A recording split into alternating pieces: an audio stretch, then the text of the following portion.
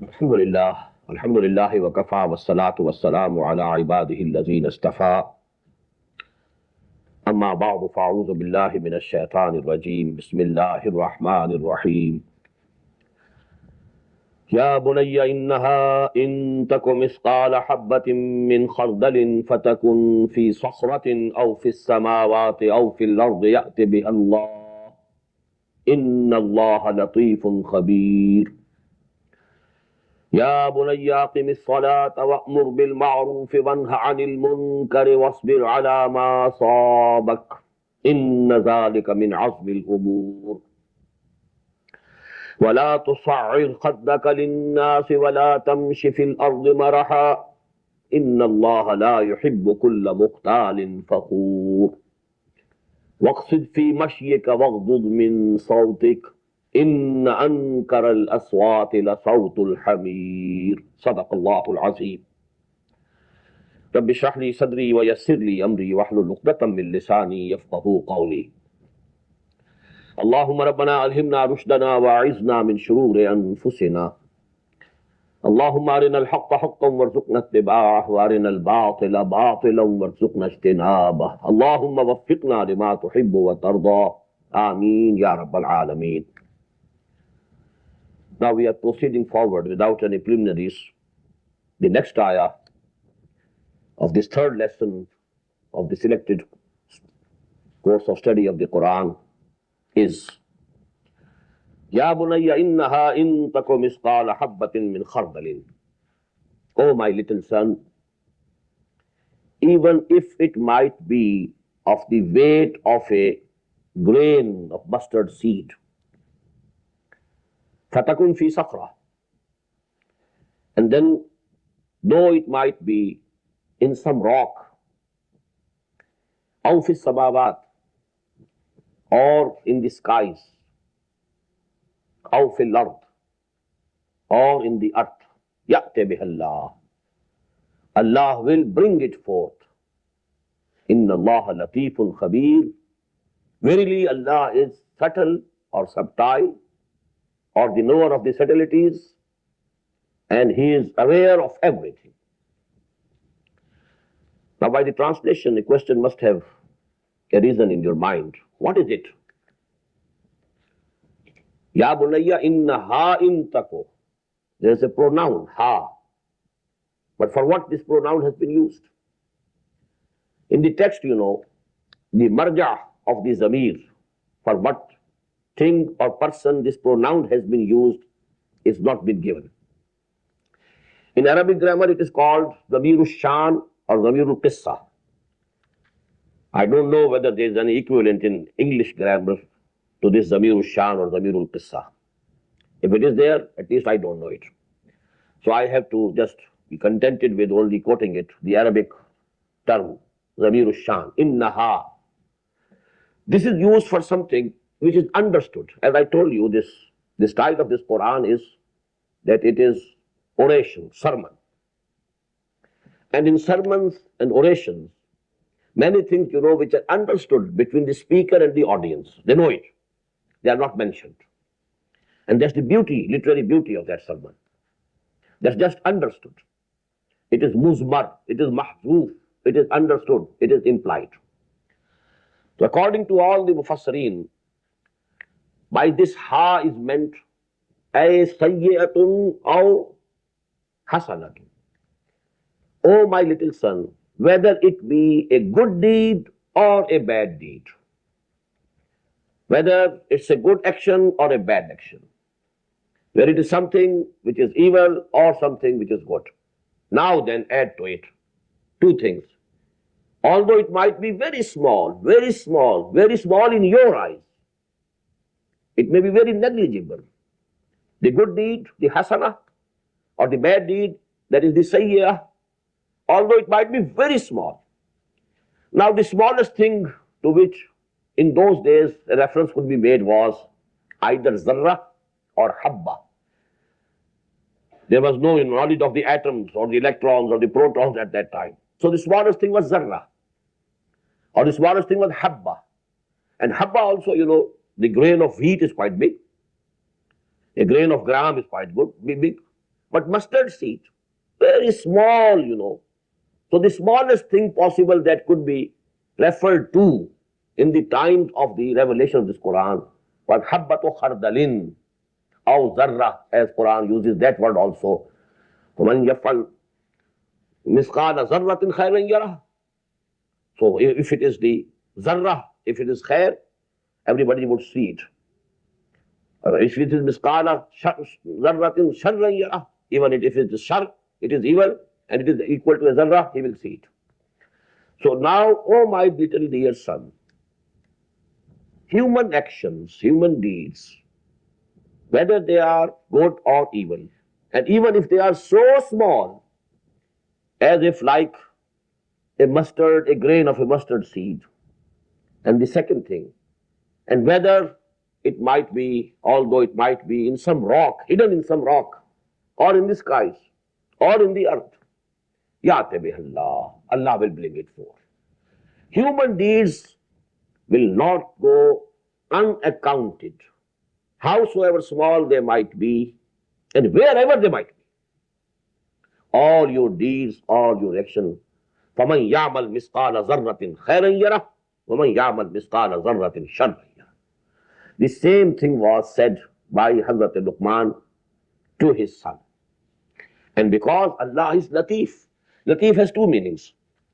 One who is himself a sublime and subtle, and who knows all subtleties.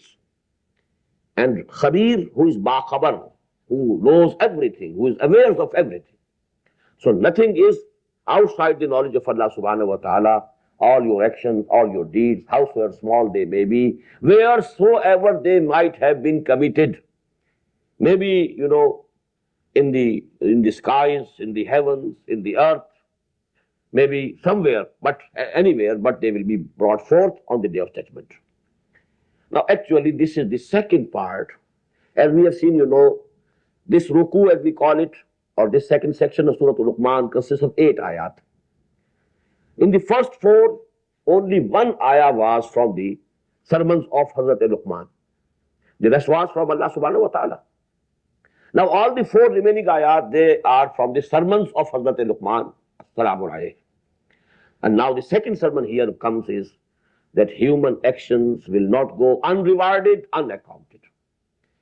Now I have to discuss what's the relationship, logical relationship between those fundamentals of Quranic hikmah and this concept that all the human deeds and actions will be rewarded, will be accounted for. Now let us see. It's the demand of the nature.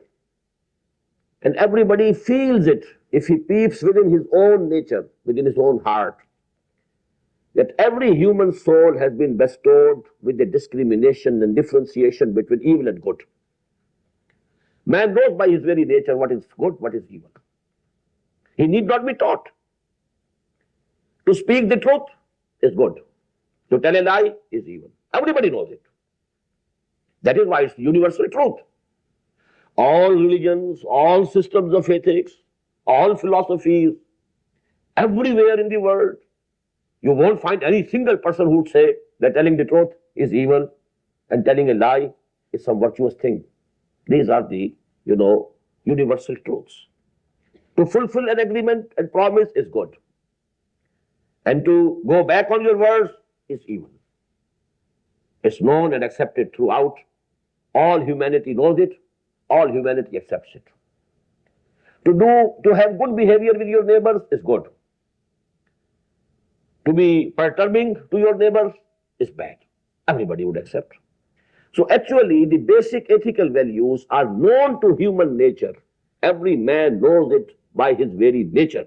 And that has been given by Quran in the last, part of the Quran.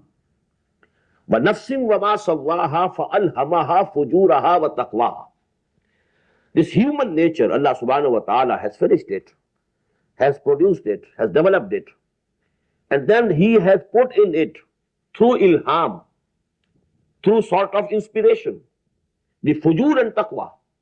Every human mind, every human soul knows what is good, what is bad, what is evil, what is good. Now if this is true, Now, intellect demands something, and intellect knows that nothing in this universe is without any purpose. Everything has a purpose. Even the blade of a grass is not useless or purposeless. It's a part of the whole scheme of things. It's playing its own part. Every leaf of a tree has some role to play. So everything is purposeful in this universe. And everything has some result. Now we find in this world that when the rule of the law should be that good should beget good and evil should beget evil. But we find that there are people who are doing good to others, but they themselves, maybe they are going hungry. They are being wronged. A person who is serving humanity and he is here is not respected. A person who is telling a lie, who is exploiting others, he has the riches. People who are doing bad for humanity, they earn names and fames. They attain power, authority. So actually the rule should be good should come out of good and evil should come out of evil. If somebody is doing good, he should be rewarded with good results and reward in this world. And if somebody is doing something bad, there should be punishment. To him it should come. And it is not so. We are finding here that evil is prospering. You have no scruples in life, you can add to your wealth. You can accumulate money, you can accumulate wealth if you have no scruples. If you have scruples, any principles, you don't want to cheat anybody, you don't want to deceive anybody, maybe having 2 square meals a day might become difficult for you in this world. If you want to tell truth, maybe your friends get offended. They don't want to listen to the truth. The truth is always bitter. They like that you should tell lies in their faces. So this is the condition of this world. The moral law is not effective in this world. Only the physical law is effective. Physical law is giving its result. If you hold a live cinder in your hand or your fingers will burn. But if you have told a lie, nothing happens to your tongue. It is as it was. If you have usurped money from others and you have used it, there's no harm coming to you. But if you take a poison, you die. So physical laws, regarding the physical laws, this world is complete. Regarding the moral law, this is incomplete.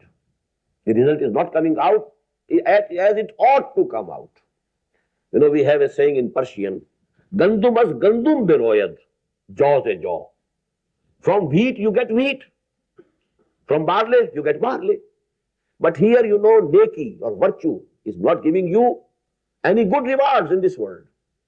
And if you have no scruples and you are earning money by hook or by crook, by halal or haram, by means which are permissible, by means which are not permissible, by breaking all the ethical laws, well, you are happy here, you have the riches, you are enjoying life. So that means this world is complete. There should be another life. There should be another world when the natural moral law should bring about the necessary results. So the people who have done good here must be rewarded fully. And people who have lived here immoral lives must be punished. And this punishment should be proportionate to the evil that they have been doing. Let me give you another example. In this world, because we have organized a society, we try to compensate, this shortcoming of this world. If somebody has stolen something from you, now we have the police, we have the courts, he must be brought in the book. There must be a court where his case should be listened, then he should be sentenced to some sort of imprisonment. What is it for? It is for rewarding him for his bad deed in this world. Somebody has killed somebody. Now you must arrest him, bring him to the book. Now you will either you will hang him, as we have the capital punishment in other countries. I don't know whether you have it here or not. You hang him. But now just think about a person who is old, 70, 80 years old. He has killed a young person, young man. That person has had all the things that he could have in his life. All his children are grown up. And this person whom he has killed was a young person. A young woman had been widowed. Maybe very small children. They have been orphaned.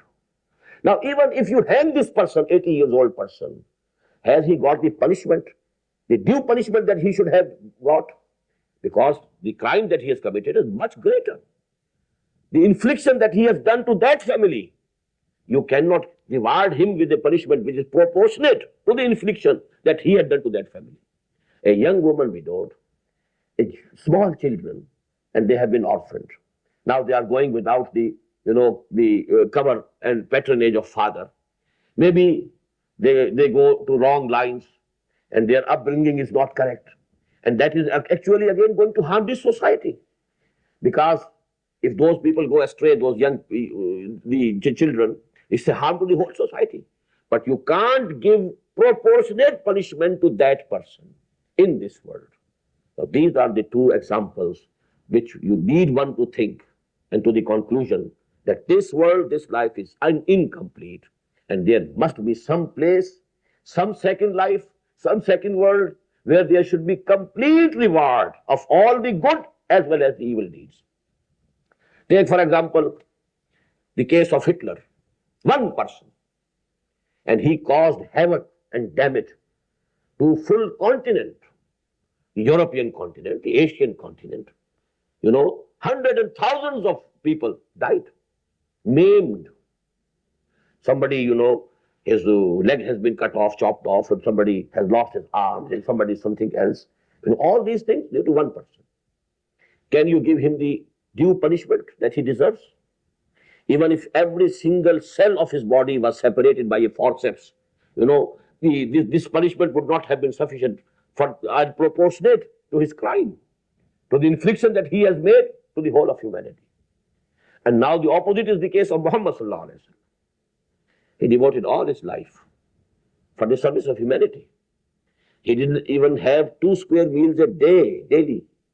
For several days, the hearths of his home went without any fire. And he devoted all time. Everybody would understand and accept one of the most intelligent and capable persons of human race. Rather, if you take the testimony of Dr. Michael Hart, the greatest man ever came to this earth. But what did he do for himself? What did he get out of this world? Did he have any luxuries? Any comforts of life? Nothing. He devoted everything for humanity. Can the whole humanity give him the reward that he deserves? No. Only hereafter. He can be rewarded only by Allah subhanahu wa ta'ala in the hereafter. Because the laws which will be governing that world will be different. You won't die now. Hitler won't be able to die now. He will keep alive and getting all the punishment that is due to him. And Muhammad sallallahu alaihi wasallam also will not die. He will be getting the reward of all the deeds that he did for the service of the humanity. So that is actually the philosophy, that is the wisdom, that is the hikmah, that proves that there should be another world, another life, in which all the human deeds, whether good or bad, must be rewarded fully, must be repaid in full. And that is actually the hikmah that Luqman Hakim had, and he is transferring it to his son. Oh, my little son, Ya bunayya innaha in takum misqala habbatin min khardalin fatakun fi sakhratin aw fi samawati aw fil ardi yati biha Allah inna Allah latifun khabir. Human deeds and actions cannot go unrewarded. They will be rewarded, howsoever small they might be, and wheresoever they might have been committed. Anywhere in the whole of universe, Allah subhanahu wa ta'ala will bring them, gather them, and then you will have the accountability of the day of judgment, and then you will be rewarded. This is the second advice. Now these two things go to make, as I told you, these are the two articles of faith. Iman billah, shukr lillah, and don't do any shirk with Allah. And second is this ma'ad, or you can call the Qanun Majazat Amal. This is the law that the human deeds, whether evil or good, will be rewarded. This is the second sermon that Luqman gave to his son. Now what's the third one? Ya bunayya aqimis salata wa'mur bil ma'ruf wanha 'anil munkar wasbir 'ala ma asabak. Oh my dear little son, establish prayer. I would prefer the translation, keep the prayer established.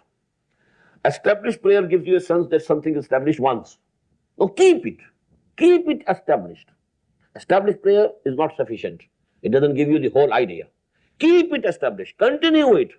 It should be a part and parcel of your life, a continuous process. Aqimis salah. Wa'amur bil ma'ruf wanha 'anil munkar. And enjoin others to whatever is ma'ruf. And forbid others from whatever is munkar. I will explain these two terms also shortly. Now, first of all, note the point. As I told you in Ayat al-Bir, two things were discussed first. Number one, Iman. And number two, At al-Mala ala hubbihi zawil qurba wal yatama wal masakin. And then as-salah and as-zakah. What was the purpose of as-salah? To keep the Iman alive. To keep it living, pulsating. That salah actually, it sustains and maintains a level of Iman. And what is zakah? To maintain this urge and this, this capability of spending your wealth. So you must at least give zakah so that you can be able to give more also. That is the same, logical connection here. First of all, there was Iman billah, Shukr lillah, Anishkur lillah, and don't commit any shirk with Allah. And now to have a continuous contact with Allah subhanahu wa ta'ala, aqimis salah. You must establish prayer. What is prayer? To have a continuous, contact with Allah subhanahu wa ta'ala. Renew your contact 5 times a day. But this is the salah of Islam. Now, what was the form of salah that Hazrat Luqman is referring? We can't say. The salah in Bani Israel had a different shape. The salah in Islam has a different shape and different details, 5 times a day and so on. But what is essentially salah? Salah is a contact. Your mental connection with Allah subhanahu wa ta'ala should maintain. It should be preserved. And that is salah. So actually, any form of salah can be there. Any form of salah could be there. We can't say what form of salah was there, to which Luqman is referring in these words of his. But what is essential salah? Have a contact with Allah subhanahu wa ta'ala. Maintain a contact. And keep renewing your contact. Because the next lesson will be Surah Fatiha, and we shall be discussing this matter inshallah in detail in Surah Al-Fatiha. So there I shall give into detail. But here, the thing that the point that I want to make is that this is the connection between Iman billah and Salah. And because the second thing was rewarding of the actions. Good actions, good reward for the good deeds, and bad punishment for the bad deeds. So here the second thing is wa'mur bil ma'ruf wanha 'anil munkar. You enjoin whatever is ma'ruf. What is ma'ruf? Ma'ruf is that which is generally known to be good. Ma'ruf, something which is recognized. Ma'ruf. Munkar, which you don't recognize. What does it mean? That human nature recognizes good and it refrains from something evil. This is ingrained in human nature, and that is what I said. Human nature has the knowledge of evil and good. فَأَلْهَمَهَا فُجُورَهَا وَتَقْوَاهَا. So neki, bir, virtue, good, this is known thing. Human nature is attracted towards it. And human nature refrains from, hates something which is evil. And that is munkar. Munkar is something that is not liked, which is very unpleasant. That is why the last, ayah of this passage, this ruku, Ankar al-aswat ila swatul hamir. Ankar. Ankar is from munkar. The most unpleasant voice is the voice of the braying of ass. So ankara, this is munkar. This is not pleased, which is not pleasant, with which you are not pleased, which you don't like. So actually, this is a vote of confidence for the human nature, that we have a confidence in human nature. Human nature likes good and dislikes evil. Maybe he is committing something evil, but even then, his own conscience would be telling him that you are doing something wrong. You ought not to do it. You shouldn't have done it. Because human nature, the conscience, the zamir that we have within us, which Quran says, al-nafsul lawwama. Even, if you are doing something wrong, you are telling lie, and you say, why, I have to do it. Because there's no alternative with me. I have to go for this thing, although I know it's bad. It's not correct. It's haram. I'm doing it. But still, your heart pricks you, your conscience pricks you, something within you is saying that you are doing something wrong. What does it mean? That human nature knows what is good, what is evil. Number two, human nature loves good and hates evil. The good is pleasant and acceptable to human nature, while evil is not acceptable. It is unpleasant to human nature. That is why Quran uses these words, ma'roof and munkar. Not good and evil. There could be the wording of khair and shar. فَمَنْ يَعْمَلْ مِثْقَالَ ذَرَّةٍ خَيْرًا يَرَهُ وَمَنْ يَعْمَلْ مِثْقَالَ ذَرَّةٍ شَرًّا يَرَهُ. So khair and shar are also the words of Arabic language, and then they have been used in Quran. But the term that Quran has adopted and coined is amr bil ma'roof. Whatever is known to the human nature that it is good, and from whatever human nature refrains, that is munkar. Wa'amur bil ma'roof wanhanil munkar. Now this would be the biggest service to humanity. This is the most important point that I want to make. We have a concept of public service, service to humanity. If you feed the hungry, you are doing service for humanity. If you are looking after the sick persons, arranging for treatment, and so on, this is also public service. But the biggest public service would be for that person who believes in the hereafter, who knows that the life of hereafter is eternal. This life is going to end. Maybe it ends today, maybe it ends tomorrow. It's the most uncertain thing, most uncertain. Nobody can be certain that he will be living for any 2 years or more, or 1 year, or even maybe tomorrow. Someone of us is not able to see the sun rising tomorrow. It's just possible. Most uncertain. But that life which is eternal, everlasting. Now, if a person is going towards hell, he is on the wrong path. What does it mean? He is going to be doomed forever, to be thrown into the fire of hell. And you are not trying to bring him to the right path. So you are very cruel to him. You are only caring for his hunger. You are caring only for some disease, for some ailment, for some illness that he has here. That illness, it might be a temporary thing. Or even if he dies out of that illness, what is it? He has to die anyhow. Maybe after a few days, or after a few months, or a few years. But that life is eternal. So actually, if one believes in the life hereafter, then the biggest service to humanity becomes what? All people towards the path of Allah. And join them, whatever is good, and whatever is right, whatever is just, whatever will lead him to the paradise, to the mercy of Allah subhanahu wa ta'ala. And forbid him from whatever is wrong, whatever is unjust, whatever is taking him towards the hell, fire of hell, towards the wrath of Allah subhanahu wa ta'ala. So actually, a healthy person, a person who is the well-wisher of humanity, the first thing that he should do is, the first and foremost duty, it becomes that he should call people toward the right path. Wa'amur bil ma'roof wanhanil munkar. This is the biggest service that you can do to the humanity. And then you have to start with your own kith and kin. First of all, your own brothers, your own sons and daughters, your own parents, your own family. As you know, the injunctions and orders and commands came to the Prophet ﷺ. وَأَنزِلْ عَشِيرَتَكَ الْأَقْرَبِينَ قُوا أَنفُسَكُمْ وَأَهْلِيكُمْ نَارًا. Try to save yourself and your families from the fire of hell. Try to save them. How to save them? Call them towards the right path. Call them towards Iman, towards Amal Saleh. Call them towards, this way, this road to salvation. So actually, that is the biggest service to humanity. Ya bunayya aqimis salah wa'mur bil ma'roof wanhanil munkar. Now, as I referred yesterday, this is one of the most fundamental terms of the Quran. Amr bil ma'roof nahy anil munkar. First of all, you must note, always in the Quran you will find both these things together. At least 9 places in Quran where this term appears as an organic whole. You can't separate. Amr bil ma'roof wa nahy anil munkar. وَلْتَكُمْ مِنْكُمْ أُمَّةٌ يَدْعُونَ إِلَى الْخَيْرِ يَأْمُرُونَ بِالْمَعْرُوفِ وَيَنْهَوْنَ عَنِ الْمُنْكَرِ وَأُولَٰئِكَ هُمُ الْمُفْلِحُونَ.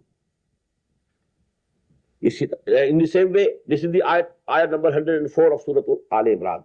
In ayat number 110, كُنْتُمْ خَيْرَ أُمَّةٍ أُخْرِجَتْ لِلنَّاسِ تَأْمُرُونَ بِالْمَعْرُوفِ وَتَنْهَوْنَ عَنِ الْمُنْكَرِ وَتُؤْمِنُونَ بِاللَّهِ. Then when Muhammad ﷺ was going towards Medina, he was making hijrah. During this journey was revealed certain ayat of Surah Al-Hajj. And those ayat include وَالَّذِينَ إِذْ مَكَّنَّاهُمْ فِي الْأَرْضِ وَالَّذِينَ إِذْ مَكَّنَّاهُمْ فِي الْأَرْضِ أَقَامُوا الصَّلَاةَ وَآتَوُا الزَّكَاةَ وَأَمَرُوا بِالْمَعْرُوفِ وَنَهَوْا عَنِ الْمُنكَرِ. So it shall do Amr bil Ma'ruf and Nahi anil Munkar. It's one thing. Enjoin whatever is correct, whatever is just, whatever is right, and forbid from whatever is wrong, from whatever is bad, from whatever is unjust. If you are going and saying sermons only for good thing, do this, do this, do this, and you are not forbidding people from whatever is wrong, you are doing half work. Half truth is the biggest falsehood. Truth should be total truth. As you know, always, in a court of justice, when some witness has to appear, he says, I'll say the truth and the whole truth. It should be the whole truth, not the half truth. So actually, Amr bil Maruf, and necessarily the other side of this should be Nahi anil Munkar. Both should go hand in hand. Then we have in a hadith 3 levels of Nahi anil Munkar. There is the famous hadith which has been included by Imam Muslim rahimahullah in his Sahih, and which had been narrated by Hazrat Abu Sa'id al-Khudri radiyallahu ta'ala anhu. According to this hadith, the Prophet has been reported to have said, Man ra'a minkum munkaran falyughayyirhu biyadihi fa in lam yastati' fa bilisanihi fa in lam yastati' fa biqalbihi wa dhalika adhaful iman. Whosoever amongst you sees and observes something which is wrong, which is unjust, which is munkar, it is his duty, it is his farz, that he should change it, stop it with force, biyadihi, with his hands. And these hands actually, they are allegorical for force and power. And if he can't do it, if he doesn't have the necessary strength to be able to do it, then with tongue. At least say to them, don't do it. Please don't do it. This is wrong. This is unjust. This is not fair. Whatever you are doing will bring the wrath of Allah subhanahu wa ta'ala. Stop it. Refrain from it. And even there might be some conditions that someone may not have the courage even to say it out. So the last station is bil qalb. At least you should have some pain in your heart. You should feel it. Why is it happening?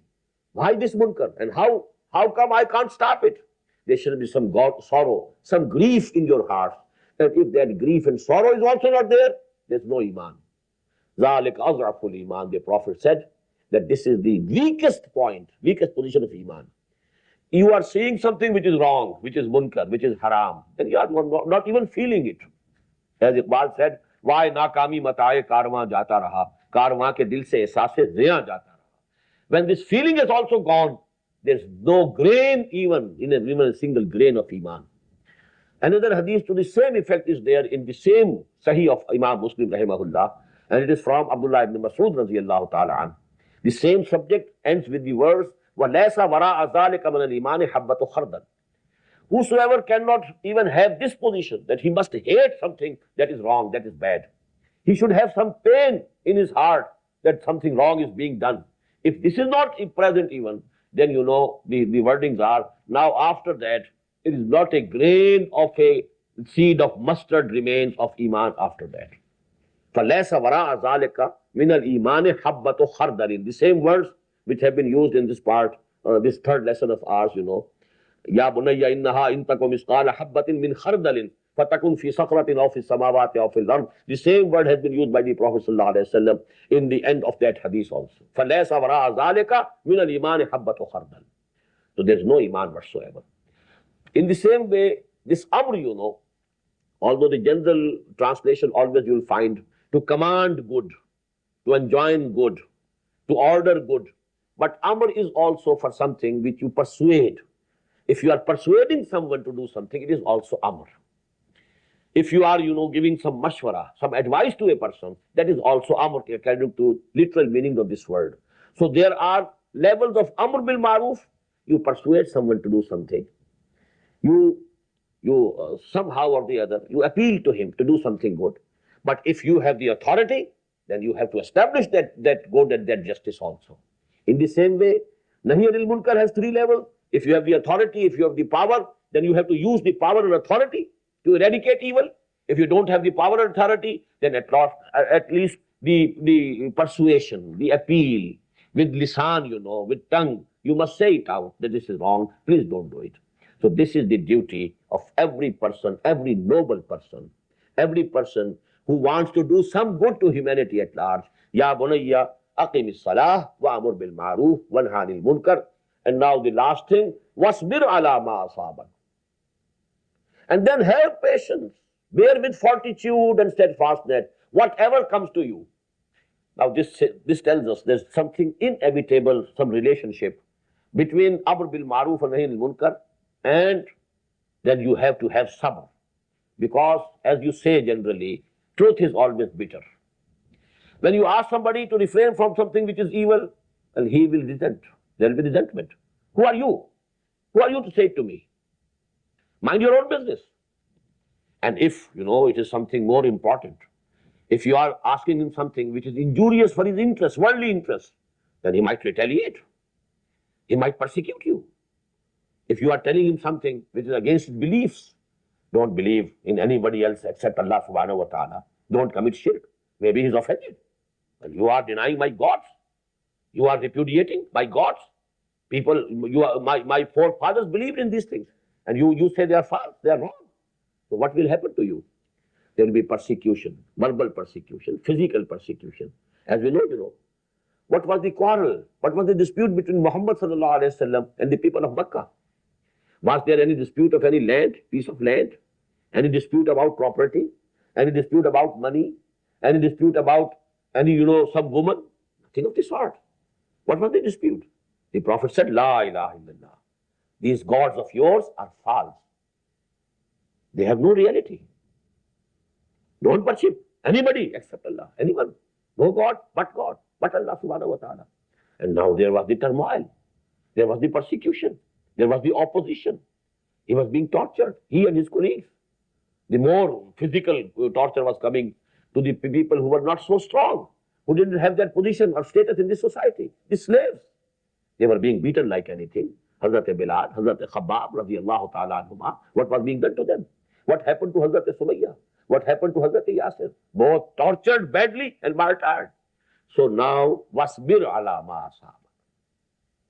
If you take to this path, if you take up the courage to say the spade is spade, if you are ready to say this is wrong, this is right, if you are taking upon yourself this mission of enjoining whatever is good and just to others and forbidding others from whatever is wrong and whatever is false, then be ready, gird up your loins. Now be ready for the retaliation of the people, the evildoers. They might do harm to you. They might be persecuting you, either with their own tongues, verbal persecution. He is majnoon, he has gone crazy. He is power hungry. Innaha la shayun yurad. He wants something, he wants to become the leader of the community. And he has taken up all this thing only for the purpose of becoming a leader of the community. All these things were said to the prophets, to the Anbiya. So you have to take them, all these things, and to be steadfastness, to bear it with fortitude and patience. Wasbir ala ma asabak. Inna zalika min asmil umur. These things, need courage, azima. These things, they are not easy. It's not an easy-going mission or easy-going procedure. You have to have the courage, and you have to have, gird up your loins and be ready for any eventuality. Inna zalika min asmil umur. And now in the last two ayat, we find, just like I said, what is hikmah? Hikmah is the maturity of human thought, human thinking, human intelligence, human intellect, under the guidance of nature, which is not polluted, which is not perverted. In the same way, mature human personality, it has some beauty of its own. And that beauty comes from humility. The higher Allah subhanahu wa ta'ala takes you up, you become lower and lower. You don't be arrogant, don't be proud. Don't look others with contempt. Don't look to others, with scorn. So these are the last advices of Hazrat Luqman, a mature person. وَلَا تُصَعِّرْ خَدَّكَ لِلنَّاسِ. Sar, it was a disease in the neck of the camels, with which the neck was turned, so that there was a bending in the neck, and the face of the camel was at an angle with the neck. In the same way, if a person is haughty and proud, he doesn't face others, and there is a bend in his neck. So that is actually, it's an allegory for something for showing of pride, and scorn for others. وَلَا تُصَعِّرْ خَدَّكَ لِلنَّاسِ. Don't be scornful for others. And this is very important. Why? Because when a person has gone to this high level, that he is enjoining people towards good and forbidding them from bad, from evil, maybe that his nafs, now it has become fat, and it will be telling him that you are something very big, you are something very noble, you are at a very high station of morality, high level of morality. And this is the biggest harm that can come to a person, because now everything will be gone. This thing actually, this is a big zero, and any sum multiplied by zero becomes zero. All good deeds are gone if there is ghurur, if there is takabbur, if you think yourself to be much high, if you think yourself to be much noble, to be very virtuous. These things, they take away all the reward of all the good deeds that you might have committed up till now. So may Allah save us from all this eventuality and this bad end. وَلَا تُصَحِرْ خَدَّكَ لِلنَّاسِ وَلَا تَمْشِ فِي الْأَرْضِ مَرَحًا.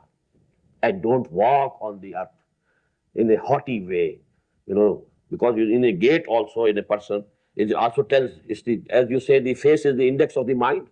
This gait is also an index of the thinking of the person. He is thinking something of himself. He is walking, and he's walking on the earth like a proud man. وَلَا تَمْشِ فِي الْأَرْضِ مَرَحًا إِنَّ اللَّهَ لَا يُحِبُّ كُلَّ مُخْتَالٍ فَخُورٍ. Turn not thy cheek in scorn toward foe, nor walk with pertness in the land. Lo, Allah loveth not any braggart, boaster. Fakhur, who's boastful, who makes fakhr of anything that Allah subhanahu wa ta'ala has given him. And mukhtal is from khayl. Khayl is the horse. If a high breed horse, the gait of a horse, it has some majesty in it. So if you are walking like that, so it is ikhtiyal, it is from khayl. So there should not be any signs of pride, any signs of thinking of yourself very high in your gait, in your attitude, in your behavior. Waqsid fi mashyik. Be modest in thy behavior. Mashyik, although it means walking. Masha yamshi, to walk. But we use this word for general behavior in life also. It is all our chal, dhal, which we call. So actually the whole behavior in life, waqsid, be in a middle way, not to extremes. There should be qasdu fil faqr wal ghina. You should have an average behavior, not going to the extremes. Waqsid fi mashyik, waghdud min sawtik. And keep your voice low. What does it mean? It happens, that when you are arguing something with somebody, and if you think that your argument is going down, you are failing, then you raise your voice. To compensate, for the weakness of the argument, a man generally raises his voice. So this is wrong. Don't try to compensate the weakness of your argument with the loudness of your voice. Otherwise, there are occasions when you have to speak loudly. And that is why I want to quote, that the sermon of the Prophet ﷺ, as we have a very ahem and very important and very authentic hadith. This is, from Jabir ibn Abdullah al-Ansari, radiyallahu ta'ala anhu. He is the reporter of this hadith. And Imam Muslim, rahimahullah, has included it in his Sahih. And according to this hadith, إِذَا خَطَبَ كَانَ رَسُولُ اللَّهِ صَلَّى اللَّهُ عَلَيْهِ وسلم إِذَا خَطَبَ احْمَرَّتْ عَيْنَاهُ وَعَلَى صَوْتُهُ وَاشْتَدَّ غَضَبُهُ. When the Prophet ﷺ used to deliver a sermon, usually his eyes became red, his voice became very loud, and it seemed that he is, having an anger, he's angry. So, وَاشْتَدَّ غَضَبُهُ. That was the way he used to address the people. Just like the leader or the commander of an army, when he persuades his men to fight, charge, actually, and when he says that the enemy is coming, charge. So the way he commands his people, his soldiers, his army, that was the way the Prophet ﷺ used to address the congregation. Kana Rasulullah sallallahu alayhi wasallam iza khataba ihmarrat aynahu. His eyes used to become red. Wa ala sawtuhu, and his voice was raised. Washtadda ghadabuhu. He was in emotions. His sermon was, used to be emotional type of sermon, very living and pulsating type of sermon. So actually, there can be occasions when you have to use loud voice. But what is meant by Luqman here, that is, when you are arguing something with somebody and there is some dispute, don't raise your voice. Your argument should have the weight. It should carry the weight. Not that you should compensate the weakness of your argument with the loudness of your voice. Inna ankara al-aswat al-aswatul hamir. This is to prove that point, that because although the voice of ass and donkey when it is bragging, although it's very loud, but it's not pleasant. So actually, loud voice is not always pleasant. Maybe when there is a need of a loud voice, you use it. But don't think that loudness of a voice is some good quality of the voice itself. So here, this passage, this ruku, this section number 2 of Surah Luqman ends. And now I have to make 2 points more. I have 10 minutes left with me. Number 1, why do I say that Hazrat Luqman was neither a prophet of Allah nor an ummati or follower of a prophet of Allah? This is a point that needs substantiation. The reason is, the basic terminology regarding the prophets and the things which can be known only through the prophets are not mentioned here. First of all, number 1, had he been a follower of a prophet, he would have asked his son to follow the prophet, to obey him. He would have mentioned the name of the prophet. No Muslim today, if he is giving any sermon, can omit, the mention of Muhammad sallallahu alaihi wasallam in his sermon. He will mention it. He will ask people, exhort people to follow him, to obey him. So there is no mention of any Nabi in the whole 8 ayat of this section. Number 2, the term Iman has not appeared. Iman is also connected with Nabi. When Nabi claims that I am Prophet of Allah and somebody accepts his claim, then this is called Iman. Tasdeeqo bima jaa bihi Nabi sallallahu alayhi wasallam. In terminology, this is the definition of Iman. Tasdeequl Nabi. When you have accepted the claim of a Nabi, it becomes Iman. In this whole section, the word Iman doesn't appear. Number 3, as we saw in Ayat al-Bir, I told you the angels, the books, the Anbiya. These 3 things go to make Iman bil Risala. There's no mention of angels in this whole section. No mention of any book in this whole section. No mention of revelation. No mention of any Nabi, name of any Nabi, any messenger of Allah. And actually, for Iman bil Akhirah, there are certain things which can be known only through prophets. Resurrection, Ba'as Ba'd al-Maut. Then Hashr Nashr, that you will have to be gathered at one place after resurrection. Then Jannah, paradise or heaven. And Nar, Jahannam. No mention of these things. Only the essential fact that human deeds cannot go unrewarded. That has been said here, but nothing of the details. Ba'as Ba'd al-Maut, Hashr Nashr, nothing of that sort. Not the balance, not the weighing of the deeds, not, to the Jannah or to the Nar, to Jahannam, nothing of the mention. So actually, these things prove. And there is near consensus, I told you in my first lecture, that although Hazrat Ikramah, one of the Tabi'een, he holds the view that he was a Nabi. But he is never in the list of Anbiya, prophets, he has never been included. And the general consensus is that he was not a Nabi. And the intrinsic proof and evidence in this passage, in this ruku also is to the effect that he was not a Nabi. Then what was he? And this is the last point of this lecture. Actually, you have after Anbiya, the second level of people who are mun'am alayhim, they are Siddiqeen. Man yuti'illah wa rasul fa ulaika ma'al lazina an'ama Allahu alayhim min al-nabiyyina wa siddiqina wa shuhada'i wa salihin. These are the 4 cadres of people on whom Allah's grace has come.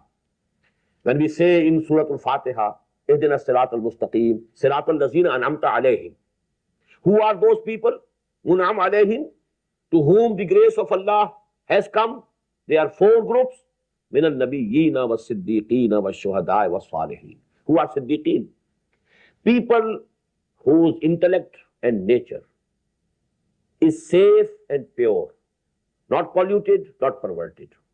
These people, under the guidance of their pure nature, when they think about and they use their reasoning and faculty of intellect, they reach the points of Tawheed, they reach the knowledge of Ma'ad, and they know that good is good and evil is evil. There's a differentiation, and there will be result coming out of it. These things are within the reach of human intellect. Everybody can reach these things and can know these things without any wahi, without any nabi. And this is what happened, to Hazrat Abu Bakr Siddiq radiallahu ta'ala. This is what happened to Hazrat Barqa ibn Nawfal. Who was he? Born in Makkah, the cradle of shirk. But he refrained from shirk. He went to Syria. He accepted Christianity. And he learned Hebrew language.